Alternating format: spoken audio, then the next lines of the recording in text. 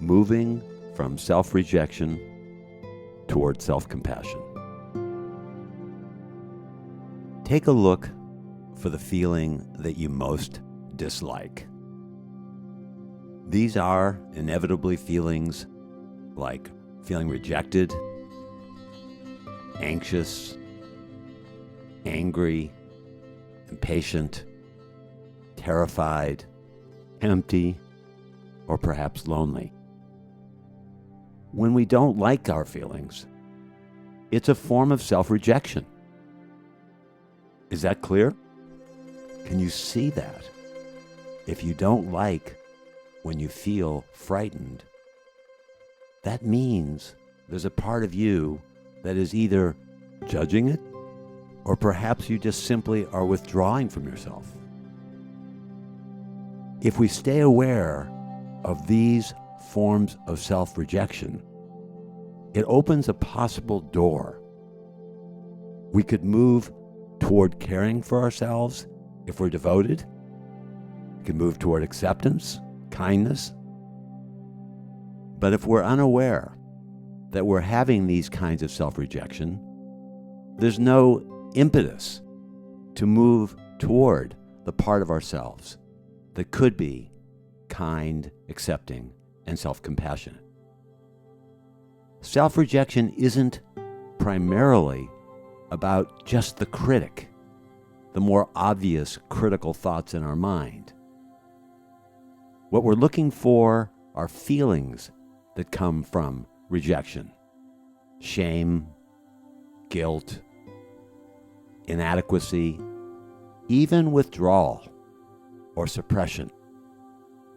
These states, these feelings, are some of the most painful forms of ways that we abandon ourselves and judge ourselves. Ask yourself the best diagnostic question. Do you care for yourself when you feel, and then you can fill in the next words, when you feel angry, when you feel frightened, when you feel abandoned, when you feel lonely? Do you care for yourself?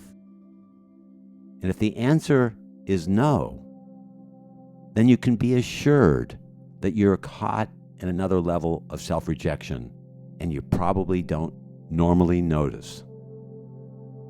When we're aware, we can ask, how can I shift from self-rejection and the feelings of shame, guilt, and inadequacy, and make a move toward acceptance, kindness, and tenderness? This opens up a brand new way to explore. We need to stay aware of these feelings and see that they actually are a form of rejection, so it inspires us to look for ways to more deeply care for ourselves.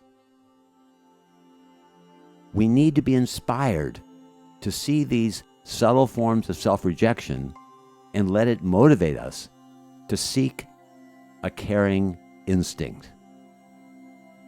Can we feel these longings as you hear these words?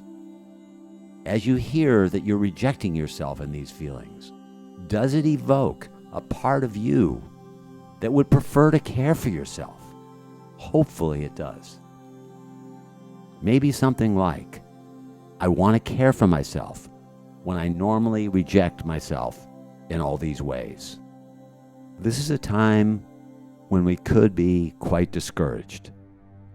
When we're in these deep feelings that are shaming and feeling inadequate, it's very hard to glibly find a direction that would be healing. And so it's so important that we rely a bit on our friendly mind that will tell us, hang in there. This is a long process. This is going to take practice to really plant new seeds.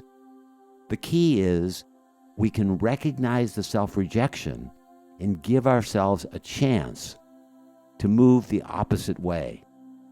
But we can't have an instant fix. There is no substitute for practice. Without awareness, we don't even have a chance to practice. We may want to end this with a question. Do I care for myself when I feel the most sad, the most helpless, the most angry, the most lonely, or whatever it is that you feel you dislike the most? When the answer is no, let it be like a Pavlovian response. I want to explore ways in my thinking, actions, and heart that will support and care for me when I have these difficult feelings. That is who I'm becoming. That is who I wish to keep growing into.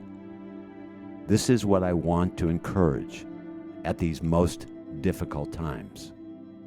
I want to use this counterintuitive language at these times of greatest need. Again, it is a mini miracle whenever we can reverse ourselves from what we most dislike to look for what we most need.